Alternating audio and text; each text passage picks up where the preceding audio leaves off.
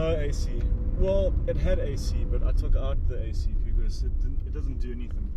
You know, and no matter how much money you throw at it and how many times you regas it, it works for like 2 weeks and then it's dead again. What's up, guys? You join me, Justin, and I'm going to drive the new 911 with Thomas Fulkener. He's at the back there. Oh wait, this is not the new one. This is an old one. Sorry, they all look the same.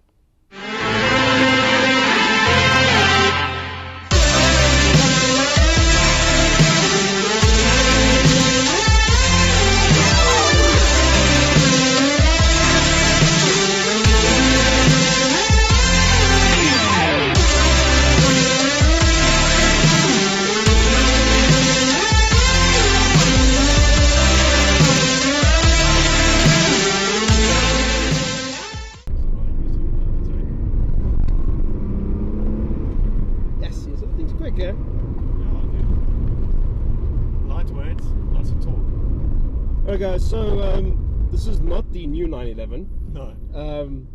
It is actually, what year is this one, Tom? This is a 1980 911 SC.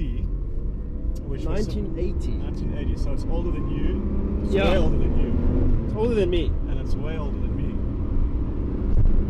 Oh, it is so cool.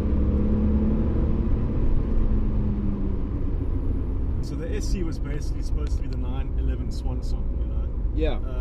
The 928 was around, and they were like, well, you know, we don't want this 911 anymore, it's old, and so we're going to phase out the 911, we're going to call it the SC, and it's going to be the last one they ever made. Wow. And as we all know today, that's not true. No. So after the SC came the 3.2 Carrera, and then the 964, the 993, the 996, the 997, and now we got the 991. So that's basically how it all works. Jeez. Well, the car's been in my family since 2009.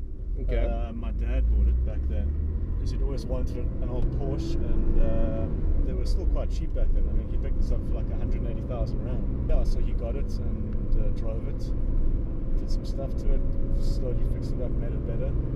Okay. And then yeah, my dad died in 2014, and I inherited the Porsche, so I'm now the custodian of it. You were saying earlier you've overhauled the engine. Yeah, so I basically had at 320,000 Ks. I thought it was a good time to open up the engine and have a look and see what was happening. Yeah. So we opened it up, and it was basically like new inside. I mean, the bores were like factory fresh. The camshaft was factory fresh. We measured and weighed and checked the crankshaft, and that was perfect.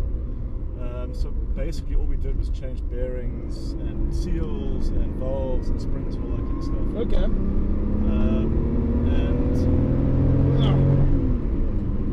It just still loves to go, eh? Yeah, man, this thing just wants to run. I mean, I've overhauled the brake system, and suspension's been done.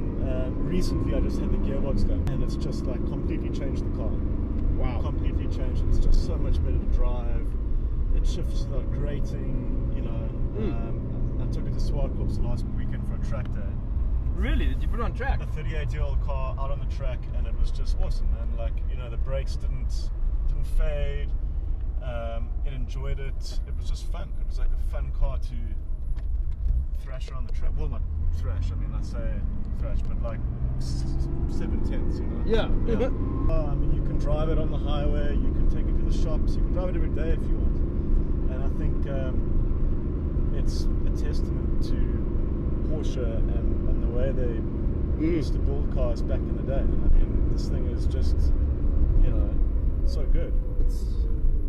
I mean, yeah, and that's what everyone was saying to me before I even got into the new one, Yeah. the GTS. Like, everyone was saying, you know, it's incredible what they've done and how good their cars are. Yeah.